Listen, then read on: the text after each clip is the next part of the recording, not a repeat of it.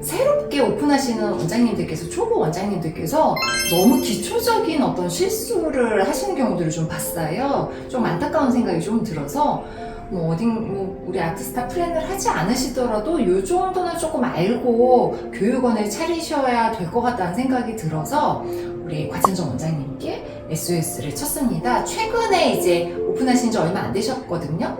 언제 오픈하셨죠? 작년 11월에 오픈. 11월에 오픈하셨고, 사실 그때는 입주가 다 끝나지 않아서 학생들이 본격적으로 들어온 건 3월. 네, 올해 3월부터 본격적으로 늘어나기 시작했어요. 네, 그래서 지금 한 5개월 좀 넘으셨을 때 학생 수가 60명? 60명. 네. 그리고 지금도 계속 늘고 있는 상태세요.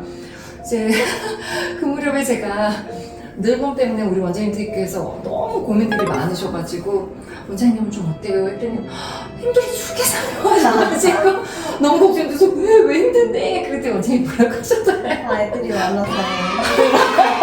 애들이 많아서 힘들다고 하셨습니다. 그래서 너무 다행이다. 이제 제가 그랬던 기억이 있는데요.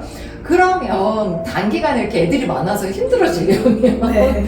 교육원 오픈하실 때 노하우들이 좀 있으실 것 같아요. 첫 번째로 창업하실 때 고려하셔야 될 점은 자리인 것 같거든요. 자리는 어떻게 보셨을까요? 일단은 신축 아파트 위주로 찾아봤고요. 두 번째로는 청약이 되신 분들의 다자녀 비율을 따져봤어요. 맞아요. 마지막으로는요, 학교의 위치, 초등학교 근방에 어느 어. 지점에 위치해 있는지 그런 것도 고려를 해봤어요.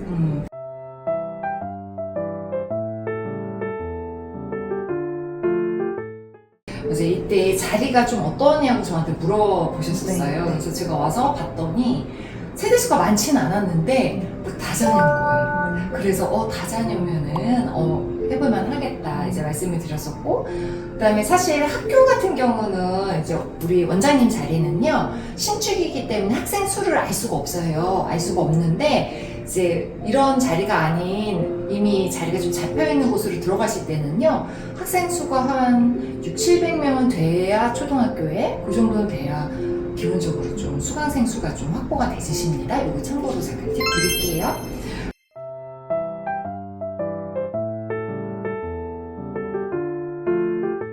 그러면은 홍보는 그럼 어떻게 하셨을까요?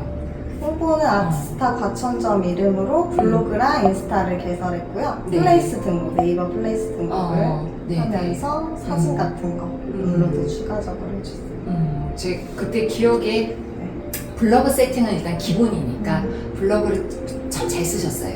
그래서 블로그 세팅 해주셨고, 그 다음에 인스타그램에 원장님 같은 경우 사실 강사 경력이 있으셨으니까 기존의 강사 경력들을 좀 많이 넣으셨었거든요. 저희 아트스타 본점 강사 전임 선생님이셨었습니다. 그래서 이제 그 기록들을 좀 사용하셨었는데, 만약에 강사 경력이 전무하시다면요 학원 내가 어떤 식으로 학원을 운영할지에 대한 철학 같은 거 좀 정리해 보셔도 좋을 것 같고요. 그 다음에 학원을 운영할 때 프로그램이라든지 그 대상에 대한 걸 카드 뉴스를 만드셔가지고 그 정보를 조금 이렇게 올려봐 주시는 것도 추천을 한번 해드려 볼게요. 그래서 이제 볼거리를, 정보를 좀 제공을 좀 하시고 오픈을 하셔야 합니다. 그 정도는 조금 하시긴 하시는 것 같아요.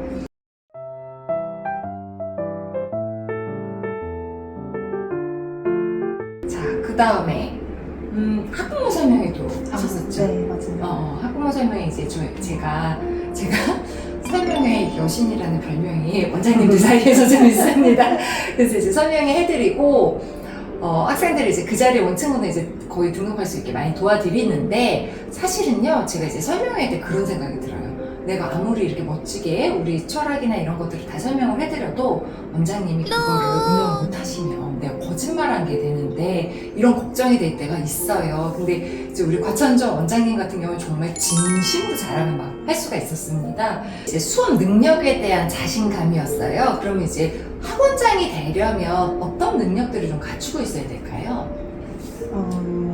일단은 수업 진행을 위한 탄탄한 커리큘럼이 중점적으로 있어야 되고, 솔직히 말해서 커리큘럼 짜기 힘들죠. 네네.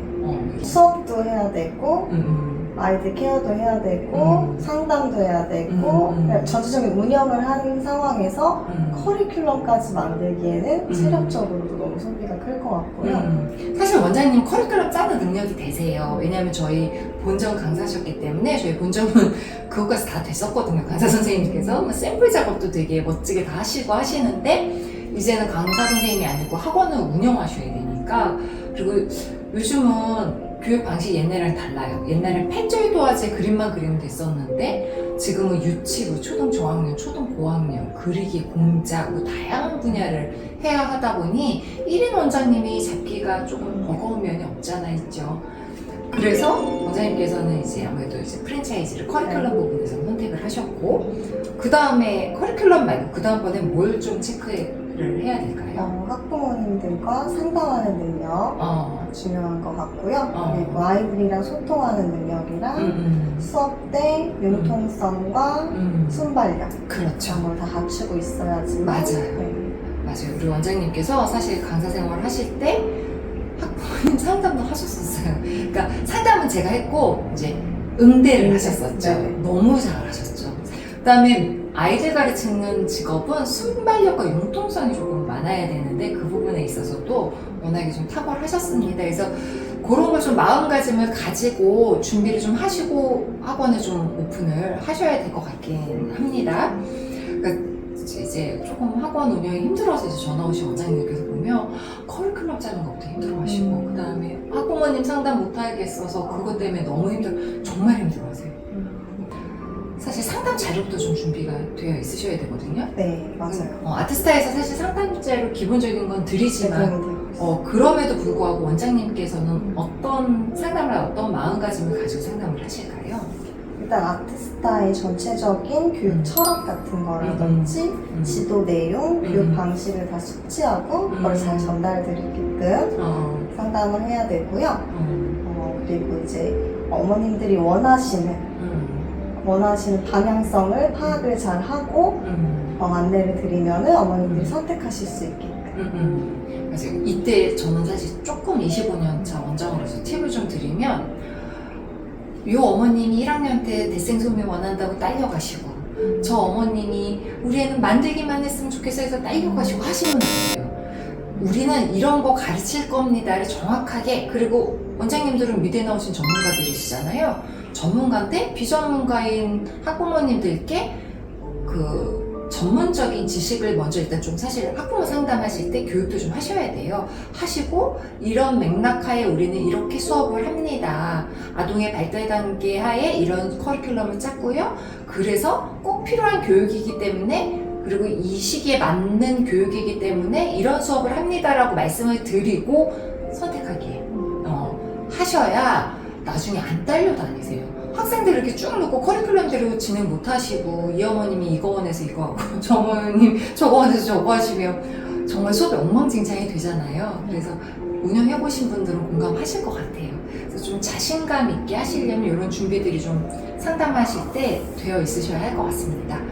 자, 그 다음에 이제 커리큘럼을 이제 원장님은 프랜차이즈를 선택하셨으니까 도움을 받으시지만 그럼에도 불구하고 혹시 이제 커리큘럼 없이 하시는 원장님들께 좀 조언 좀 주실 수 있으실까요? 미리 준비해야 되는 것 같아요. 1년치를 큰 틀을 미리 잡아놓고 한 맞아요. 달씩 그 다음에 샘플은 꼭 만들어놔야 돼요. 맞아요.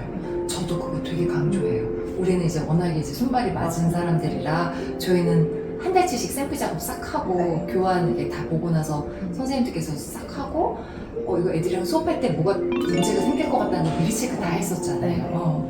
근데 본인이 학원장님이신데도 불구하고 안 하시는 분들 계시더라고요. 깜짝 놀랐어요. 우리 얼마나 정말 준비 철저하게 했습니까? 근데 그걸 해봐야지 이 아이들한테 이건 좀 어려울 것 같으니까 다른 걸로 교체를 할 수도 있는데 그쵸. 해보지 않으면 모르는 거라서. 맞아요. 네. 내가 했을 때 발견되고 사실은 또 수업하면서 발견되지잖아요. 네. 우리 그래서 첫 타임에도 진짜 미안해요. 실험반이라고. 네. 미안해요. 정말 미안하죠. 실수 막 하고 그 다음 타임 아이들부터 잘하는 거죠. 네, 이런 점이 좀 있습니다. 그래서 수업 전에 수업 시간이 5시간이시면요 사실 그대로 준비 시간, 정리 시간, 요 시간들을 한두 시간씩 더 잡으셔야 돼요. 네. 칼퇴근하신다고 생각하시면 안 되고, 그렇죠? 수업 시간만 근무 시간으로 생각하시는 분도 계세요. 많죠. 깜짝 놀랐어요. 네. 그래서 약간 그런 부분들.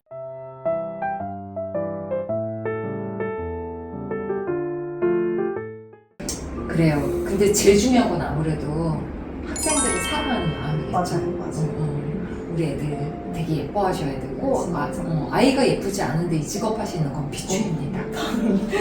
이건 아이만 보고 하는 직업이라고 해도 과언이 아니어서. 맞아요. 그러니까 우리는 애들 정말 예뻐하거든요. 그러니까 사실 스트레스 받고 그래도 아이들 보고 나면 스트레스가 풀리는 사람들이잖아요. 그런 분들이 하셨으면 좋겠고요. 또 하나는 작은 팁인데 예쁠 때 예쁜 표현 하세요. 표현 안 하시고 속으로만 이렇게 간직하시는 거는 의미가 없더라고요. 그래서 예쁘면 안아주고 말로 예쁘다 표현하시고 리액션 확실하게 좀 해주시라고 좀 조언해드리고 싶습니다.